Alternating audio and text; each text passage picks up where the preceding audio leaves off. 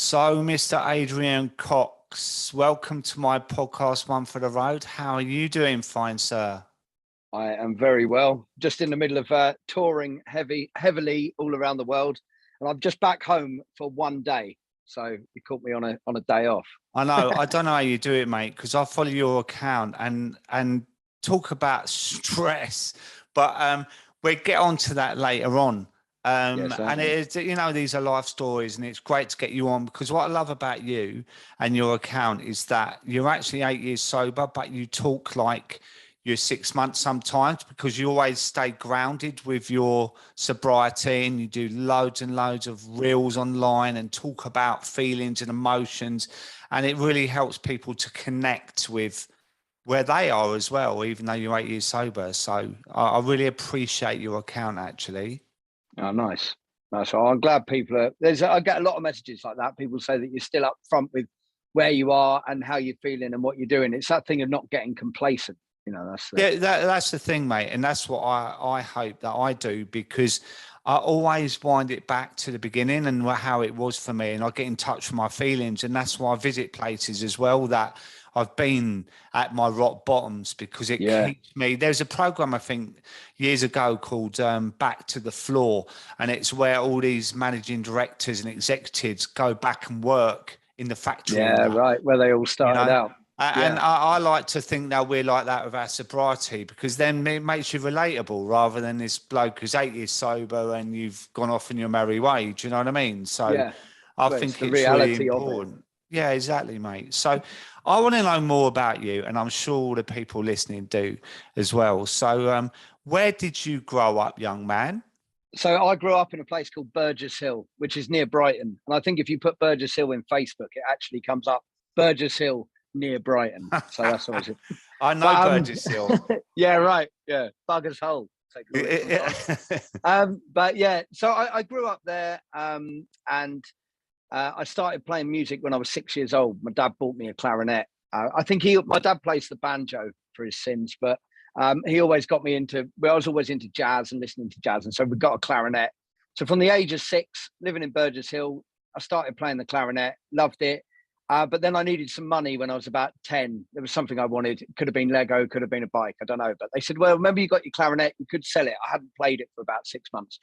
So I went to sell it, and Dad said, well, have a play on it before you get rid of it, because you might like it. Anyway, I carried on playing. I played on it. I hadn't played it for about 6 months or so. And I loved it. And I was like, oh, I'll keep it.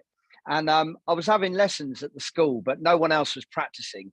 And I came across a clarinet teacher called Jack Gilbert, who was incredible, total mentor to me as a musician. And and so I had lessons with him, and from the age of 11 till I was 15. And he said to me, whatever you do, never go professional as a jazz musician. He said, you'll have little pockets of fame. He said, you'll make no money and it'll be a horrendous life for you. And then I was shit at school. I fucking hated school. Although I got on with everyone. I got on with all my teachers. I'd often see them. Well, there was gigs. I was doing gigs in the pub from the age of 13 with my dad's band. So I'd often have a half, it's like, oh yeah, get him a half, get him this. And there was a gig I used to do on a Sunday night in Hove. And one of my teachers used to be there. And I remember going to the bar, going to get a drink. I was 15 at this point. And I said, oh, can I get a pint of Strombo? And I turned around and there she was, my history teacher. And I was like, she was like, what are you doing here? And I was like, oh, I'm doing a gig with my dad. I remember it at the Brunswick in Brighton. And I was sort of like, oh, this is a bit weird, Anyway, and then so 15 years old, my music teacher told me I'd never go anywhere in music. I got a B in music. I couldn't be bothered with doing all of the exams. I'm not that kind of player. I'm not that studied player, musician. It's all about feeling for me and emotion and playing. But of course, you need to be taught how to actually play the thing. And then my music teacher phoned up my clarinet teacher and said, oh, I don't know what he's going to do. He's absolutely useless at music. He's not got a career in music. And then my clarinet teacher phoned me and said, right, that's it. You've got to go professional now. You've got to prove him wrong. And you've got to do this. And I got off. I went to Butlins in Bognor Regis. There was a jazz festival there in 1999, May of 1999. And there was a band playing, and my clarinet teacher was, it is long stories, but people he had played with, musicians. And he introduced me to them. And I was, oh, this is amazing. And this trombone player came up to me, Martin Bennett, and he said, right, can I take you to the bar? He said, can I buy you a drink? And I said, oh yeah, I have a bitter, which was the right thing to say because all the jazzers were all real ale men, you know. And I said, he said, well, I can't offer you anything decent, but I can give you a Butlin's best bitter. So we had that. And he said, right, I've got two lads, younger lads, they were in their 20s. He said, they run a jazz band. They live in Devon. They'd be very interested in you. Give me your telephone number. And he sent them a postcard and it said, met a lad, got no brain, but by chance plays the clarinet. Call him. And they did. And they phoned me up in the end of May. This guy phoned me up. He goes, oh, my dad said he met you at a gig. And they were based in Devon, in Totnes in Devon. If you know Totnes in Devon, it's the hippie capital of the world. And I was living in Burgess Hill. Yeah. So I get a phone call from them and they say, what are you doing from this Wednesday till next Sunday? I said, well, GCSE exams. And they said, well, are they important? I said, well, I couldn't give a fuck, you know. They said, do you want to come on tour? So I went on tour with them and did the tour. They dropped me back. I had to go and do an English exam and things like that. But the trip Ford Transit, like an old yellow one, the old Transit with the bonnet on it, you know, the old high roof, had an optics rail in the back, aeroplane seats, got in that, 15 years old, straight in the back, went to do some gigs and I absolutely fucking loved it. It was everything I've always wanted to do. I've always wanted to be a musician, always wanted to be on the road, love the whole idea of touring. I love it as much now. I love it even more now because I get to fly in business class. I collect, and that's one thing through sobriety. I'm on top of everything, you know, collect points for everything. And that's what I wanted to do. And they said, well, we want you to join the band. I was 15 years old. They said, we want you to join the band, but you've got to join. This was on the Monday. They said, you've got to join this Saturday. And I went, okay. And what does that mean? They said, well, you got to move to Devon. So this was a traditional jazz band, you know, like the likes, you know, like playing New Orleans traditional music, banjo, double bass, drums, clarinet, trumpet, trombone. And it was quite rare because they were a young band, or two of them were young, the brothers. And so that was it. I spoke to mum and dad who knew that this is what I've always wanted to do. And they allowed me to leave home at 15. And that's what I did. I got on a National Express bus and I moved down to Totnes in Devon, moved in with two guys who I'd met the previous week. And that was it. Moved in. There I was in Totnes, 15 years old, paying 25 quid a week rent, suddenly paying bills. The band was so busy touring all over the UK, going and some trips to Europe as well, you know. And I was earning 50 quid a gig and getting and that was thrown into life. There you go. Fucking have it. 326 shows we did in the first year.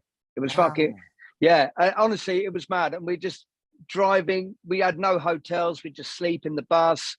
And that's when it all started. So 15 years old, I've left home. I'm hanging out with a crowd. The jazz scene was a lot older, especially the traditional jazz scene. And all of my friends are now suddenly between the ages of 26 and 40 years old. Wow. That's my group of people that I'm hanging out. And I'm living in Totnes, where you can fucking do whatever I know. Want. I've been there, mate. I went to a retreat there, a place called Sharpham Trust. Right, okay. 4 days there, which was a bit different from what you're trying to tell me. It was eating really well, vegetarian food, no boozing, nothing, mate. And I imagine yours is a bit different, but it was slightly different. So when you're with these older people and you're touring all over the place, what did that mean with the old boozing then? So when I arrived there was one of the brothers was 29, and the younger brother was 26, and he said to me, he became my best mate. You know, we did everything. We shared rooms together. And the first thing he said was, he was a huge drinker. And he said, look, he said, I'm a massive drinker. He said, I don't expect that you'll get to the level of me straight away. He said, but we'll work on it and we'll build you up. You know, we'll build up your tolerance. It'll all be all right. This was a proper conversation. He said, right, here's a bottle of Harvey's Bristol Cream Sherry. There you go. Drink that. See how much you can drink of it. So I drank, you know, I remember it. I remember we were in the house where we were living I was so pissed, and I went outside in the garden, and we just started playing music. He was playing the banjo, I was playing the clarinet. I have such a vivid memory of this woman walking pushing her kid in this little trike, and like them stopping and us playing them a tune, you know. And us, honestly, and then of course, my 16th birthday was up on the moors, you know, drinking, taking magic mushrooms, going crazy, you know. And so drinking suddenly became a huge part of my life. And days off, when it was a day off, I was at home, I could get served in every pub in Totnes, that no problem. And they even knew, they just called me Youth, you know. They're like, all right, Youth, have a pint, but with a lemonade next to it. But I was drinking at that point. Within the first 3 months of being there, if I was at home or going bang on the piss, me and my mate, we'd do a litre of sherry each.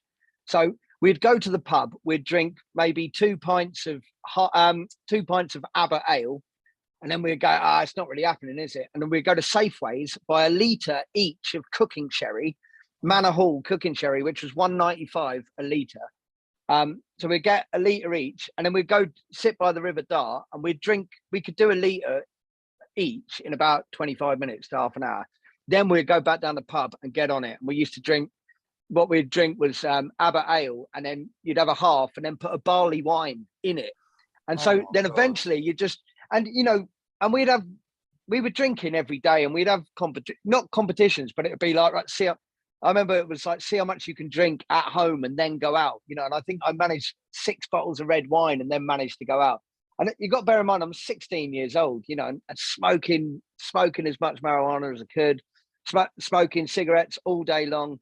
And so that was, and then obviously when I was on the gigs, I wasn't drinking that much, but I was drinking probably 7 or 8 pints of an evening, you know. And then there came a point where they sussed it out. A lot of the other pubs around the Devon area said, well, he's not 18. So I'd drink Red Bull, and then all the punters would stick a double whiskey in it for me. They'd go drown half of it, and then they'd put a double whiskey in it. You know, and it was like that. And we were on tour all the time, you know, finish gigs, stay up late, be the last person up. Never wanted to be the last person to bed, you know. And that's what I was in that band for 5 years, and the drinking calmed down a bit. But the first 3 years, it didn't really calm down. My tolerance just went up even more. And so, yeah, it was pretty full on, you know, and that was always the way. And we'd always be the last people out, and people wanted to party with us. You know, that was the thing. Oh yeah, it's Russ and Adrian here, you know, and that's how it was, you know, with the party animals. And I mean, you can imagine there is so much to that 5 years that I could tell you about, you know. But this is when we shape our identity about being a drinker, isn't it? Because all those stories you're saying to me, I can resonate with. But barley wine, right? When I went away with my mum and dad, we used to go to a place in Hampshire, and they used to have, in those days, it was the GPO, which was British Telecom now, right? Yeah. I think it's Open Reach now. But we had these cheap chalets, and they had one of them old dodgy clubhouses where you would get some crappy singer there, like a pub singer. And they sold barley wine, and that was what, something like 9% or something. Yeah, 9%, 8.5%, isn't it? 9%, 9%, right? And I was 15, and I'll drink 2 of them and be off my rocker. And I was a ladies' man at 15, you know, like. Yeah. And but you look back at those days, and you really glamorize those days, because like, I was a right lad, and I pulled the birds, and I was with all the older lads, and I was this and that, right? But this is where we glamorize alcohol, isn't it? Because it's formed your identity as being that. You know, I've often talked about, I was never the fighter. I was always the drinker. Yeah. Like in Usual Suspects, where you had Mr. Pink, Mr. Black, and whatever. Yeah, right. Yeah. See what I mean? And it sounded like you and me would have got on like a house on fire. Well, yeah, you know it. And I find that with most of the people that I meet through sobriety. It's like, yeah, would have had a. And the one thing I have to say is, at that time, I wasn't turning to drink because of any kind of depression or any kind of worries or I had zero worries. I was doing the job that I wanted to do. And I was 15 years old, having a fucking amazing time, 16, 17. I was in the pub on my 18th birthday. Right, we used to get tabs and stuff, and as it went on, when I was getting into debt, even at that age, or realizing that when you work and you're getting cash every night, you basically had that amount of money to spend until you get some more. Yeah. And that was how it was. And I remember being in the pub in Bovey Tracy on the moors on my 18th birthday, bullshitting about, oh yeah, no, we've got money coming in. So if I write you a check, you just keep that behind the bar and then you cash it tomorrow. And then that, I was like, what's the date today? And it's like, oh, fucking hell, yeah. Oh shit, it's my birthday tomorrow. And they're like, oh, how old are you going to be? And I was like, oh, 18. And they're like, you've been drinking in here for a year and a half. What the fuck?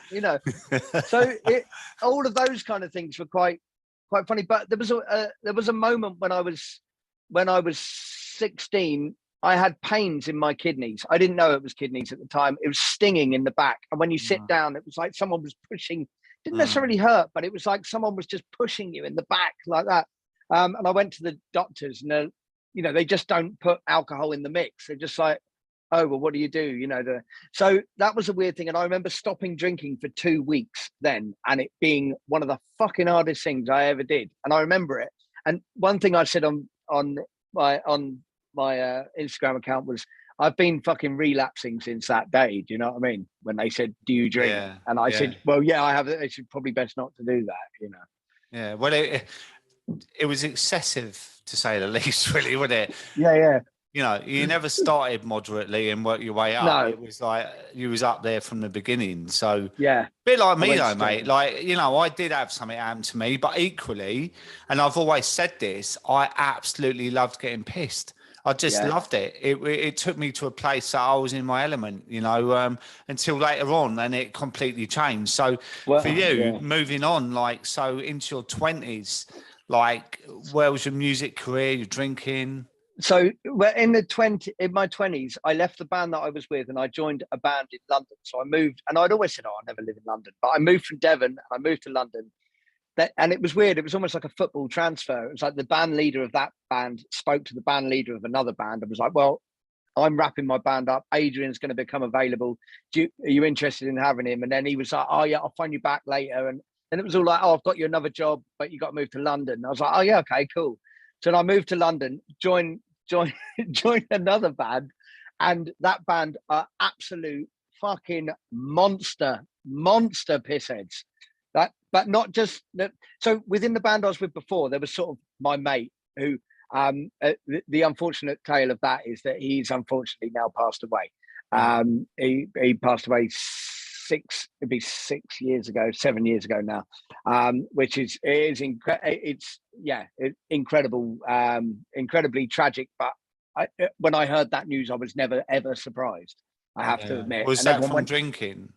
Well, they say it wasn't, but I feel, it was he had an aneurysm, brain hemorrhage, and it all happened in a matter of moments, and I managed to get down to be around the family at the time, and then it was a switch off a machine job, that kind of thing. It was like it's not good, which was it was devastating.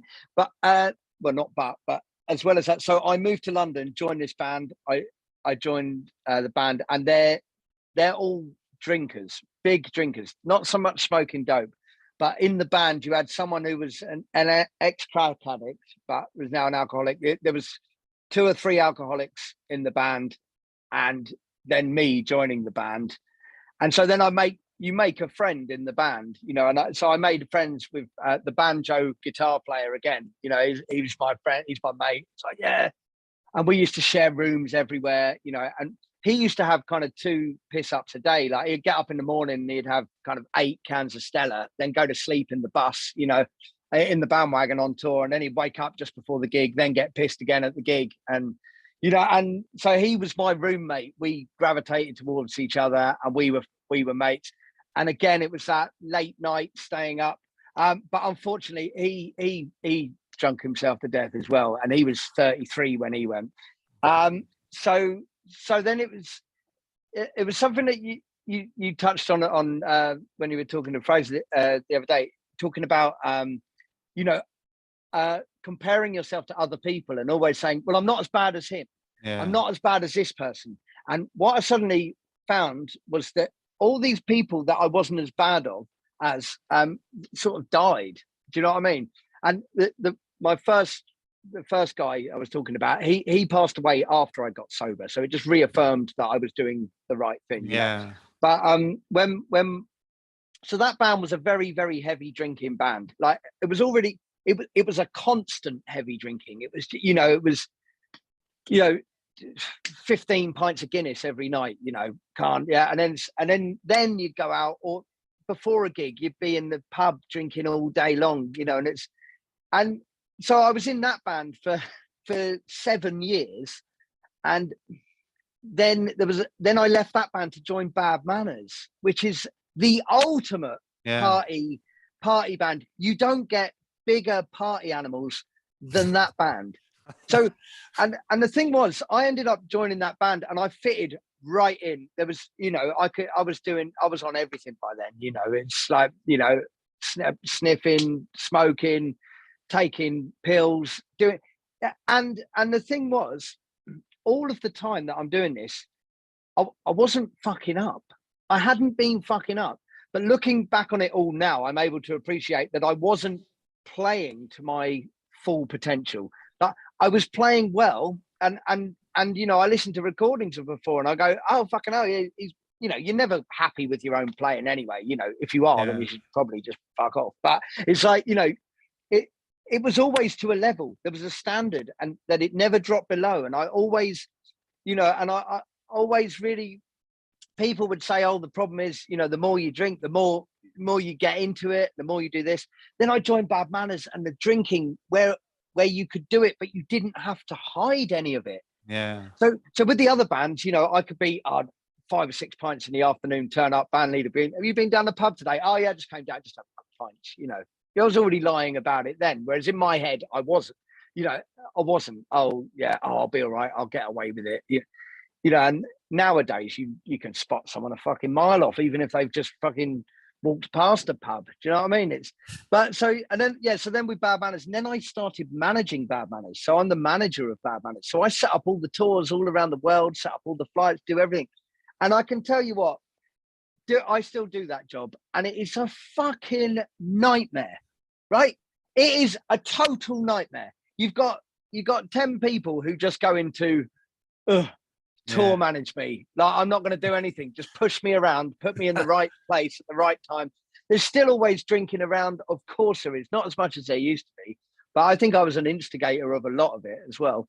But the good thing is, people always assumed with the jazz versus the more kind of mainstream world of, you know, rock and roll, that it would be easier for me to be around the jazz world than it would to be around the rock and roll, you know, the pop ska, you know.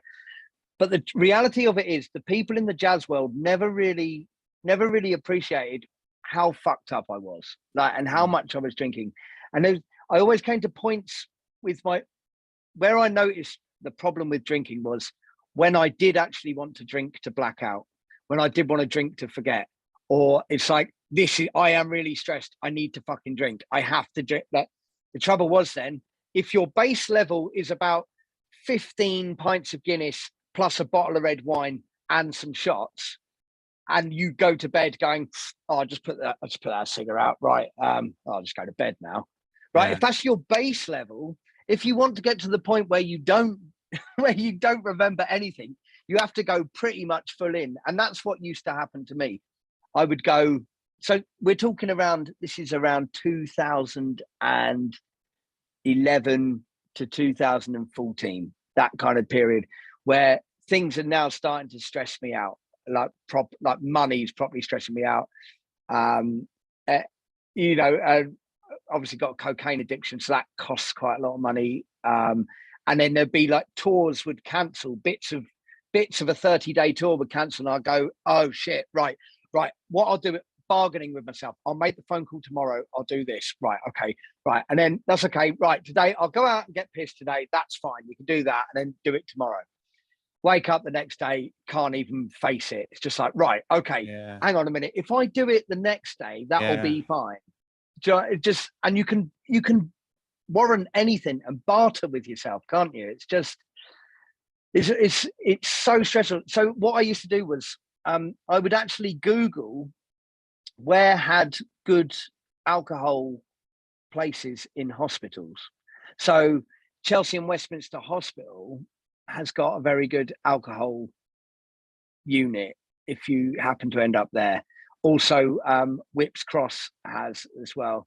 So I would then go to the area of where that is, and then get to the point where I'm totally fucked, and then turn a bit grey, and then walk in and go, I'm fucked. I think I'm about to die. Really? But I already knew the guy's name at Chelsea, Ben Harper. I laughed because it was the guy from my family. It was the same name as the guy from my family. But and then went in there, and when you're in there, and this is because it's stress. So it's like if I'm in hospital and about to die, nobody can shout at me or tell me off.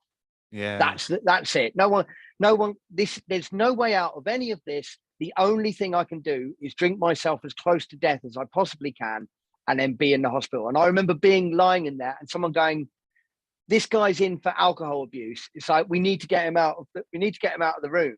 We need to get him off the ward. Like, what's he fucking like? He can't be here. And I remember the guy poking his head around the corner and going, "I can't discharge him. He's grey," And I've got more, And then what would happen? The usual thing. I'd come out. They'd go, "We'll put you into go to a recovery person, to like Hackney Recovery or Chelsea Recovery. Speak to a counsellor." Of course, I had nothing in common with any of the counsellors who would talk to me, because they'd never, the worst thing is when you've got a counsellor who says, "Well, I've never actually been a drinker." I mean, Yeah. right, okay, well, fuck off then. Do you know what I mean? It's like having a football manager who's never played football, isn't it? You know what I mean? Yeah. It's incredible, isn't it? Yeah. And it was, and so I had periods of that where they put me on Valium and stuff, and a reducing dose, and they were like, "This is it. This is you now. Stop for good." And I was like, "Yeah, no, definitely." But in my head, after about 2 weeks, I go, "Fuck me, I'm going to have to start drinking again soon. Otherwise, it's going to go. I'm going to be too far down the line to stop, and I can't do that." And then maybe 3 weeks would pass, and then I'd reintroduce it and say, "Well, I'm going to drink, but without spirits," and do that. And Bartering again. Do you know what I mean? I'm the fucking master of it. Yeah. We all know, I reckon. Yeah.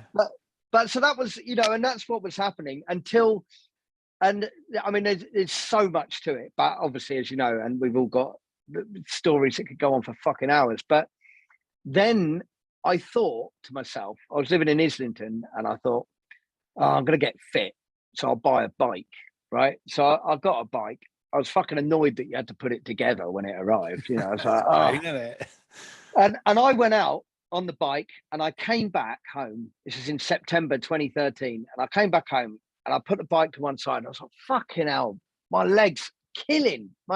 And if you've got a joint that needs clicking, that feeling of it needing to clicking doesn't hurt, but it's weird. It's like, and I had that feeling right in the middle of my hip.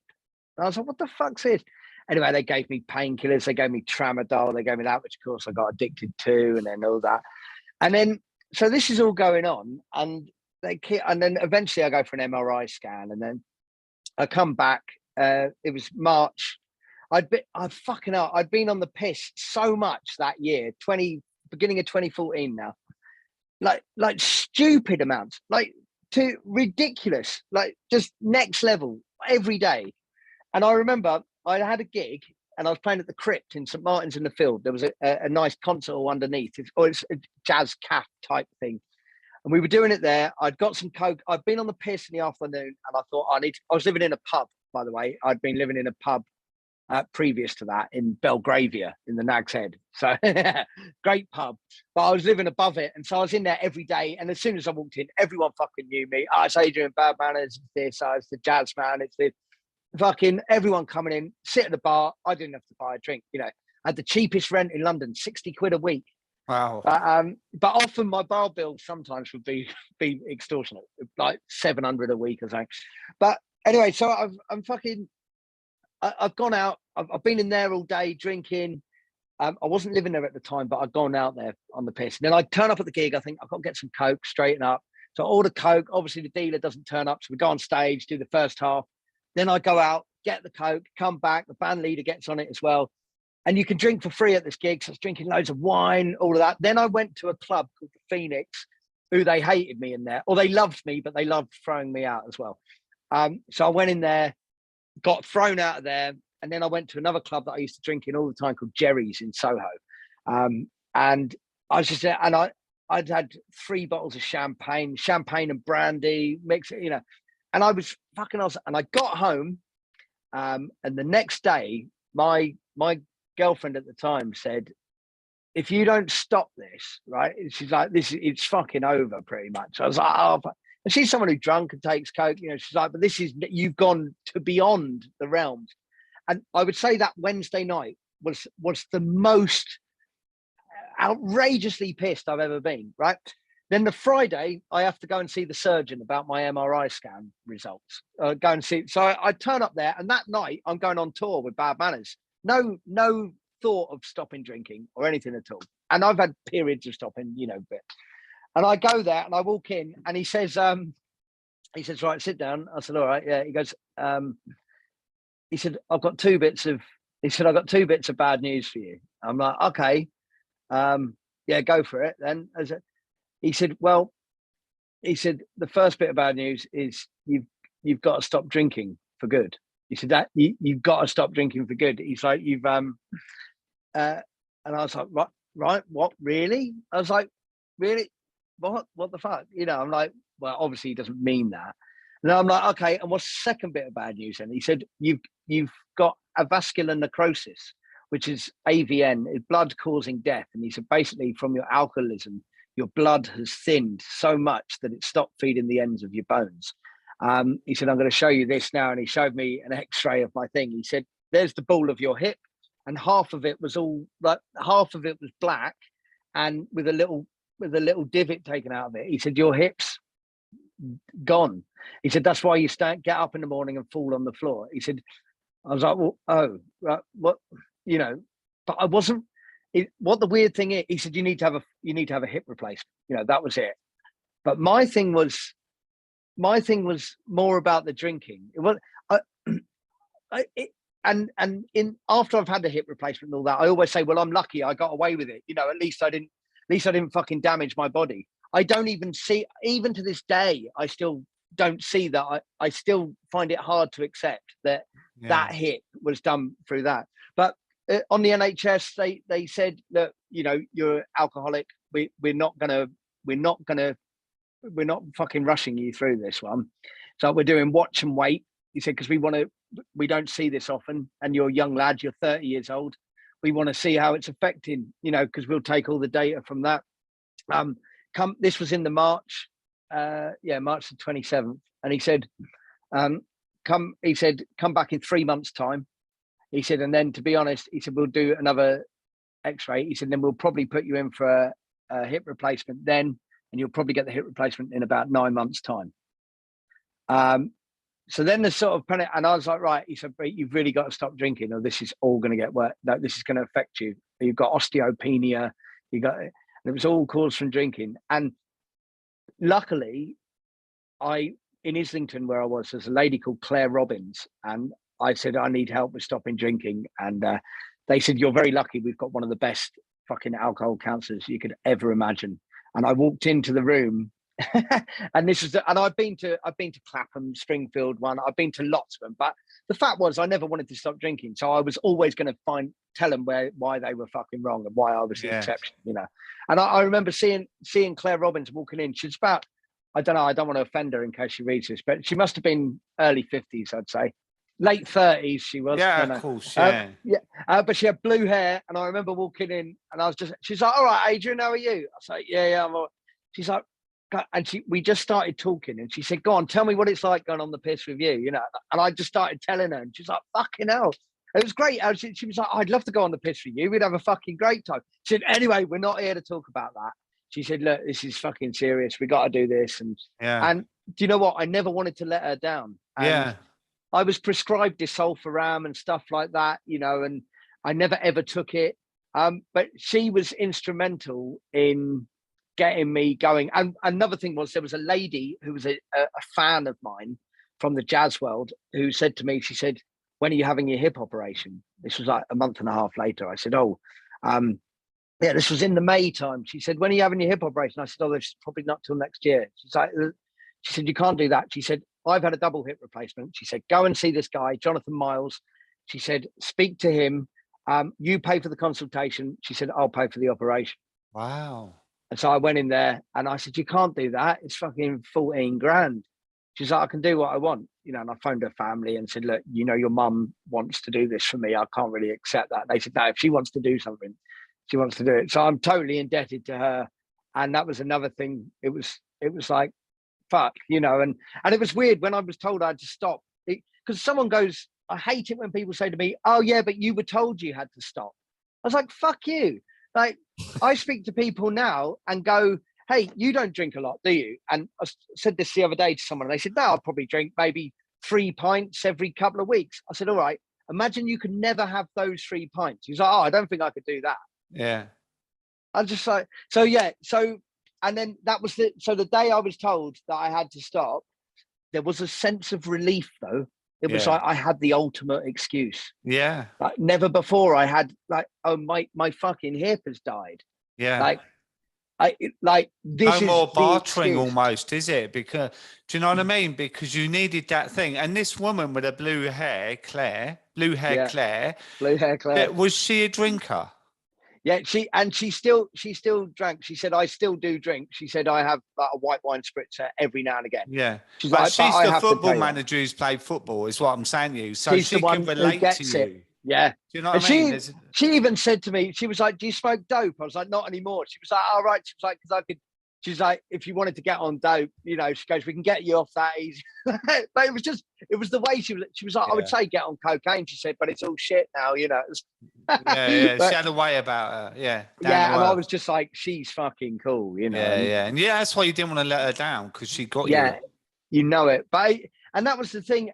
But the thing was, so I stopped drinking, but cocaine I didn't stop, and that was the problem. And it was not just the addictions to alcohol; it was addictions. I hadn't. So because I had the hip replacement, I wasn't going out. So I had 3 months at home, and so I was taken away from the thing, which made it easier, I think. Yeah. And then when I got introduced back into society and doing gigs, I was like, well, I could probably do a bit of coke, and I did that. Then suddenly it's £1,000 a week coke habit. Then I had a gambling habit. I won £140,000, and then I gambled it away within 2 or 3 weeks, and then I spent 60 grand of somebody else's money trying to win it back, and then that all came out in a huge fucking explosion. And then it was then when Steve, who's my man, Steve Kroll is the main guy. He fucking phoned me up out of the blue. Well, not out of the blue. Someone said to him, the guy who owns the pub in Belgravia phoned him. They're old mates, and he's been sober now for 30 years, Steve. And I just get this phone call and this wonderful voice, this deep voice. Adrian, how are you? I said, who's this? He said, it's Steve. He said, you don't know me, but I'm a friend of Kevin Moran's. I'm like, okay, why are you calling?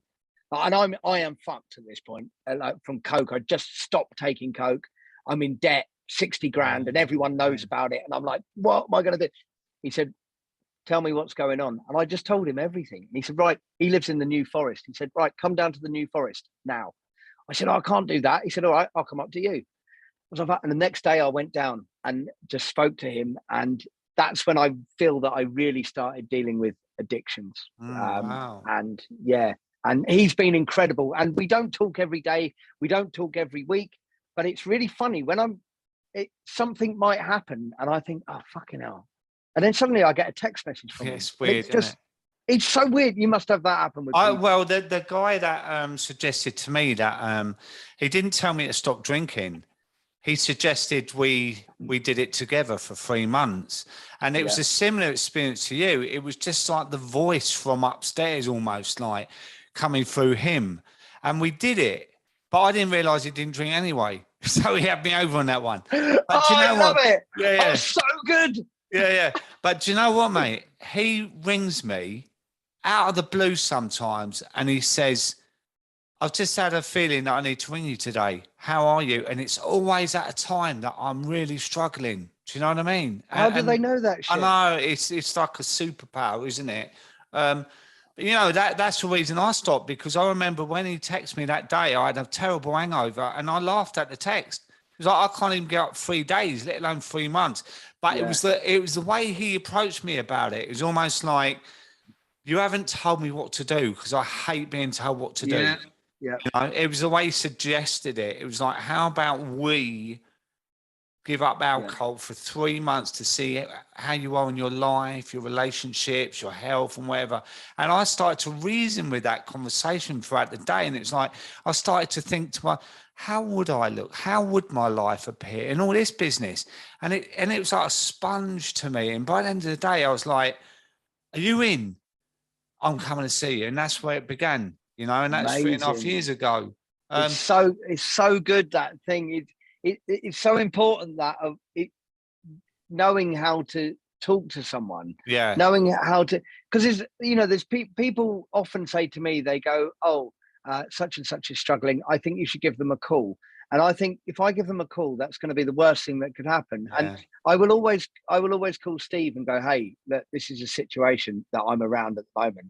What is my best thing to do? You know, you must get it all the time. And you know, you want to make sure that you say the right thing, but everybody's situation is totally, it's totally different from how someone might, but the end result is the same thing. And that's, I've got a friend, my friend Jack, he's like, we hold each other accountable for anything. And in the same way of like, we have a thing, if you say that you're going to do something, you then have to do it.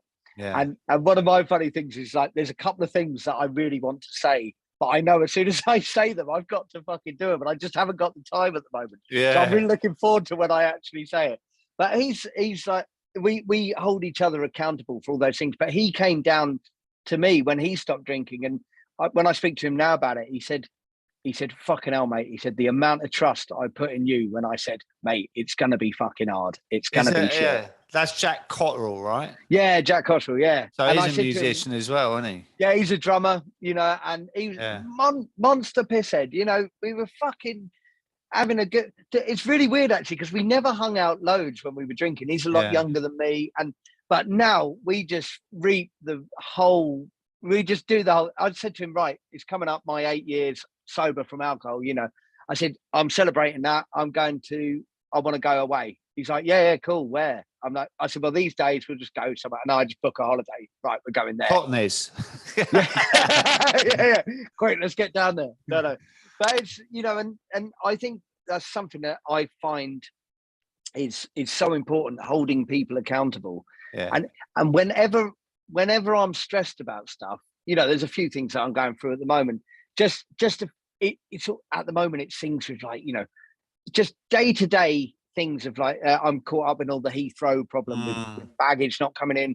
So then I've bought new clothes, then ordered new clothes, but haven't arrived. Now I've got to go away on tour again, and I've had to buy another suitcase. But I couldn't imagine dealing with any of it. No. How I used. And the other thing is, I don't know when I had time to get pissed. It's incredible, isn't it? That's what I think about now, right? It's like you remove one thing from your life and it gives you a million things back. And one is time, because you know, like I've often said, when you drink, especially like how you did, and probably I wasn't in your league, but it was different for me. I used to drink at home, so I'd drink a litre of vodka until I passed out, you know. So it's a different kind of thing, but you know, similar amount maybe. But I would wake up and that's all I think about, is the destruction of my life and where I was in the depression and how I've messed everything up in my life. And then that will go through until lunchtime. And then after I'd barter, as you say, with myself, well, you know, where I'd said in the morning, there's no way in a million years I'm drinking tonight. I'm going to have an early night, a bit of grub more. By 1, 2, you're starting to barter again. You go, well, maybe I could have one. Right, because you're withdrawing from the alcohol, aren't you? And then by 4, you think, well, and by 6, you're in there buying a litre of vodka again. Think, well, you know, I'll have a couple out of that, but you end up doing it again. Yeah. And that's how it was, the hamster wheel, over and over and over again. But people often say to me, mate, how did you not like have any symptoms of withdrawing after? How did you not like be really ill? how did you not have seizures and whatever? Did you have any like side effects when you stopped? So when I stopped, I had all the kind of palpitations like that, you know, all the nerve endings coming back, and I'd just I felt, because I always find that the thing is, when you decide that you're going to stop drinking, it's really, really exciting. And it's like, yeah, okay, you can, and everybody's on your case talking about it. And so I was like, right, I know this is going to be horrible sleeping, and I'm going to be shaking, and I'm going to, and I did have shakes in the way that it wasn't more like, it wasn't that, right, I need a drink. It was more like I couldn't sleep. Nerves. Like I just, yeah, I'd get these sudden pangs of like bang. And then, Yeah. and then I've found, yeah, I found it was weird because mentally I've always been, because all the time I was drinking, I was at work. That's the thing. You know, I'm on stage and people are almost expecting it. People are like, oh, fucking hell, did you see Adrian? I was like, oh, we had a great night. And I would go, the thing is, we'd do a festival Friday, Saturday, Sunday. And then Monday, we'd be back on the road touring, doing a club, and then back to another festival. So it's non-stop. But yeah, I think I got away with not having full-on DTs. Do you know what I mean? Or, you know, that full withdrawal, because I think I was fucking tired, and just from not getting much sleep, because we were on the road all the time. And my brain, I have to keep my brain so active, like and I do it without even realizing it. It's only really in the last sort of 2 years that I've really sort of, and a lot since I started doing the Instagram account, talking about it every day, you know, being on tour in South America, chatting every day. And I always have this blinkered vision in my head. Oh yeah, I'm doing really well and everything's fine and all's cool, you know. But when I watched all them videos back, and I was like, fucking hell, you look absolutely knackered. And I could get back to that moment going, fucking hell. And now I'm just here and everything's fine. You know, it's like, but that was so stressful. That was, God, this happened, that happened. And I'll be the first one. That's the functioning side, isn't it? When I think about me, so I was on that 60-minute makeover for years, right? And there was one night, there was a producer come down, director from Brookside, right? And he was a new kid on the block. So he was trying to sort of flex his way into the team and whatever. And we said, right, we're going to get around him. What do you want? He said, well, mine's a bottle of red wine. Like, and I said, oh, we'll all have one then. So it was like 5 bottles of red wine, right? And so the next round was 5 bottles of the next one. The next round. Do you know what I mean? And we went to bed about 4 a.m, and my alarm went off at 5:30, right? And I was steaming when I woke up, like absolutely steaming. And I had to drive to the bloody makeover, and I never drink and drive. I say that, but I used to every bloody morning, because of course, you do. You never, people never own up to that. Oh, I'll go to the pub and I would never drink and drive. I'm not sure why I did that accent, but and then, but you did in the morning. But I drove to that, and now I think, God, like if I wake up and I say, oh, bloody hell, I woke up at 1 for half an hour, but I went back to sleep, I'm like a bit down about it, like, oh, I've had broken sleep. But then I think about those days, and God, every single day I was hanging out of my arse, like doing the filming, looking forward to going to the hotel that night, and it was part of it. And there were a couple of guys there that didn't drink, and they was almost outcasted. They would pop in, well, oh, what's yours? A Coke, mate? You're not drinking, like the beer shaming, you know? Oh man, it's such. You know what? When I was on tour with the second band that I joined in London, for the latter part of that, there was a drummer in the band and a bass player who both didn't drink. One of them had never drunk, but the other one used to be. It was in recovery. It used to be a massive alcoholic, cocaine, and he would always be there having a great time. He'd be up, still up with everyone, you know. And he was, and always womanizing, you know. He's like, hey, you know, the whole thing, and I never appreciated that he wasn't drinking. You know, I never shamed him about it. But of recent, it was only the other week. When I really went, fucking hell, my mate Jules, who I shared rooms with, who he walked me back from the pub. You know, I was, you know, some horrendous states on tour. You know, making sure some of them, they would sleep by me, making sure I hadn't died in the night. You know, you know, and that would be a story for me. Oh, fucking hell, it was funny. Yeah, I was walking back. I was so good. Fucking Jamie didn't get any sleep because he was watching me, making sure I didn't die in the night. Oh, it's humbling, isn't it? And you just go, oh my God. And it's only now when when you start to realize the sober network is fucking amazing. Yeah. And you must, it's so hard to get across to people that you don't have to hit fucking rock bottom. No. Because this is a good way of life. You know, Yeah. this is a fucking great way of life. And my friend Jack, he did a very poignant post. You know, unfortunately, he lost his father, you know, when he was very young, you know, and his family was, they were drinkers, you know, big drinkers, smokers. And he is absolutely smashing life. But he was saying, you know, him and myself, we always, and I think a lot of us will accept and we go, well, yeah, I think there is a place for alcohol in society. There is. It's just not for mine. And I don't regret any of the things I've done because where I am now is fucking, I'm being as best as I possibly can be. And I said it the other day, I was on a festival the other day, a jazz festival, and I had such a good time. It was hilarious.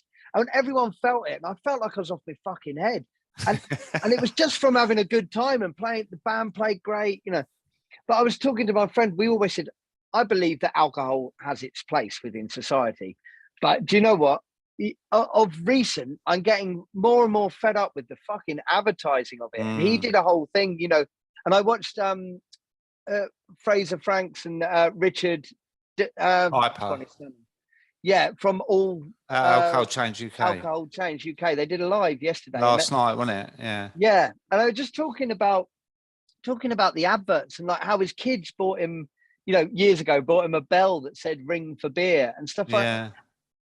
And every time you walk into a supermarket, it's there. And I say to people when I'm in the pub, they go, oh yeah, but you're all right. You'll never drink again. I say, hold on. I said, my plan is never to drink again. I said, if I had one sip of beer, right? I said, if I swigged half a pint, a quarter of a pint, I would be able to warrant starting drinking. And they went, oh, no, you wouldn't. You just wouldn't do that. And I said, I would. I fucking would. And I said, I'm not saying I'm struggling. I'm not going, oh, my God, I'm just on that edge all the time.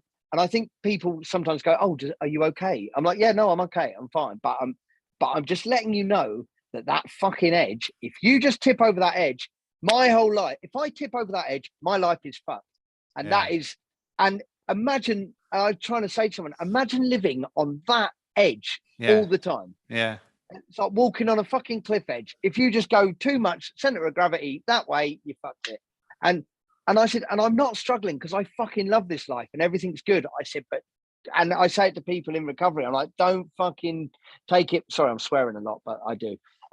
Don't take it for granted or don't get complacent because it will. I've seen people done a year off the booze, for 6 years off the booze. Oh yeah. Oh, are you drinking? Oh yeah. I'm just drinking halves these days. Yeah. Well, I used to drink halves when I used to drink 30 halves a day. You know, it's like. Yeah, I heard someone the other day that drunk one can of that crap gin and tonic, which I used to clean my teeth with that when I was drinking. Do you know what I mean? But that got him back on, and within a month he was drinking a bottle of vodka a day.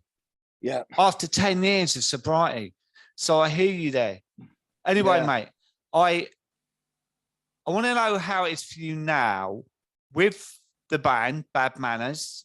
Are they still bad? And how do you deal with it? So that was the point that I was getting to earlier until I went off on another tangent. I do that. Well, what I was saying earlier was people always thought that it would be harder within the rock and roll industry rather than the jazz industry. But the fact is the people in the jazz never really took how serious my alcoholism was and everything else was happening. So they would be the ones who go, oh, you're right. You could just have a half though. You could have a half. You could just do that. You know, whereas Buster said to me, if you ever fucking drink again, that's it. You know, you know, and all of that band have totally got my back, the whole lot of them. And we were in a pub in Scotland. I remember it in Stonehaven. We were staying above the pub, and we had 2 nights in this theatre there. And Buster came into the bar, and we're all there. And he goes, "Right, lads, I'll get everyone a drink." He's like, "Oh, we'll have that." And I think I said, "Oh, I'll just have a lemonade, please. Or I'll just have a tonic water," you know. And the guy was like, "Oh, you don't drink, do you?" Like that. And Buster just went, "Fucking hell, him." For starters, if he was drinking, he'd fucking drink every single person under the fucking table in this fucking thing. Secondly, he doesn't fucking drink. He's in recovery, you know. And he said, "I'll tell you what, we won't fucking drink this, you know." And we just fucking went into the pub next door. You know, it was funny, you know. Yeah, But that's great though, isn't it? yeah, he laid into the guy, and you know, and he will always say, you know, "Oh, fucking Adrian's amazing," you know. And I do everything for that band, you know, and for him, you know, I sort everything out, whatever it needs to be, and I do understand that some people are never going to change, and some people are the same, but they're not as bad as they were, you know. And it's all that, you know, it's not really like it was well, when I was there, but I mean, before I was there, it was even more like off the level crazy, you know. But nowadays, what it's like for me now is, you know, it's amazing that you still have to explain yourself as to why you're not having a drink. That one still, it's, you know, you posted it regularly, you know, the only drug that you justify. Yeah. But do you know what? It's like you can come back with, well, why are you drinking then? Because that throws a whole can of worms open for them. Do you know what I mean? And but do you know what? I just feel I've got so much self-confidence, I suppose, that I'll just say what it is, or I fucked it up, or whatever. I don't pay the attention they are after. No. They're exactly. trying to make it a big deal. Do you know what I mean? And I'm not buying into that game anymore. And it's also projection of what they're, you know, because people suddenly, when they go, "What, you're here and you're not drinking?" Yeah, I'm here because I'm seeing some people. Obviously, I'll tell you something I've noticed of since the pandemic, right? So in the pandemic, everyone was going, or lots of people were saying, "Oh yeah, we really miss the social side. We really need this. You know, we need bars to open so that we can socialize with people and do this." Do you know what? I didn't need that to happen. And one thing I've learned now is that I don't need to spend my time, you know, because people always used to go, "Oh, it's amazing. Adrian still meets at the pub. We all go down the pub. Adrian comes down and meets us." And I was wondering why sometimes when I'm in the pub, I don't feel that comfortable. And I'm like, "Oh yeah, you know, everyone, oh, we're just gonna have one more." Okay, right. And then we'll go home. Right. Okay. Yeah. Okay. Yeah, cool. Whatever. Yeah. Great. Now I was thinking all the fucking things I could be doing. And I loved lockdown because I could practice clarinet. I had a live stream I was doing every week that was great for me, great for mental health, great for me practicing and doing that. Also monetary, people were ridiculous with their donations. So that was cool. I had that going on. Also, I was up at 6 a.m. I read a book called The Miracle Morning. Oh, yeah. I just got up and I started doing that. And I was like, right, I'll do it for 4 weeks. And now I wake up at 8 o'clock most days, you know, and I get up. Sometimes it doesn't work when you're on tour because you do actually have to have some sleep. But it's, you know, for me now, it's nice. I've just been at a festival last weekend where I've only ever been at it off my face, you know, and not fucking it up or anything like that. Gone there, had a great time of what I thought I had a great time.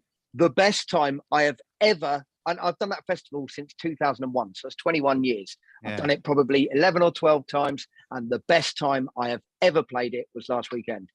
And I made a point of telling everybody that, of how much, how great that was, you know.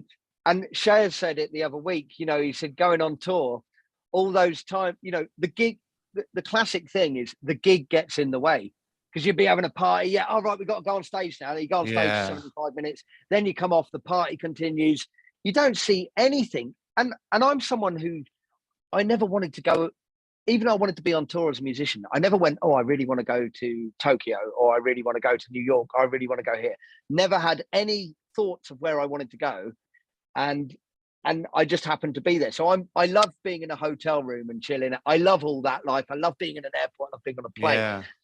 But I've never been a real sightseer and all that. But now, do you know what?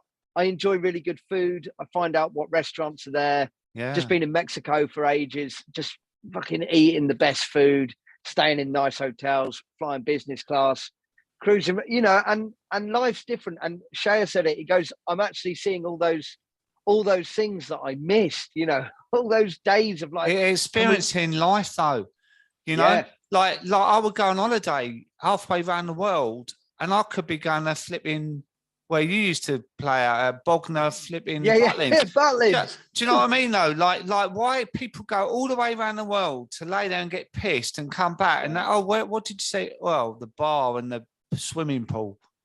It's an amazing thing, isn't it? When you get talking to people about, some people who go, "Oh yeah, we've been on holiday Yeah, oh, it's great. Yeah, went to an all-inclusive. Just, oh, it's great. Just park myself up at the bar all day long. All right, that sounds good. No, I know. It's fun. And yet, did you see the country? No, what are you talking about? So, Yeah. but look, mate, I'd love to round this up now because on this podcast, as you know, we like to keep it around an hour. Yeah. I've loved it, honestly. I feel like we're mates from back in the day. Do you know what I mean? Yeah, I tell you what. Do you know what? I didn't even think about it when we started talking that we've never ever spoken to each other. No, I know. And that's a lovely thing. It's like we've never spoken to each other, but support each other. You do so much for so many people, and I'll say thank you to you on behalf of myself and everyone else who I talk to. There's so many people that go, oh, we're Sober Dave, Sober Dave, Sober Dave. And they always send me stuff that you're doing and I pass it on to people. And I know so many people their lives have changed because of you. So that's a big up to you, mate. And the same for you, mate, because I know people that you recommended my dry Jan, right? Yeah, always. Yeah. And I know people very well that are still sober from you recommending that, and they did that and carried on. Do you know what I mean? Yeah, so nice. It's a full circle, isn't it? Where we help each other, help others. And all I know, mate, is that I want to meet you soon. But Definitely. You're touring all over the joint, aren't you? So I'm all over the place. Well, whereabouts are you?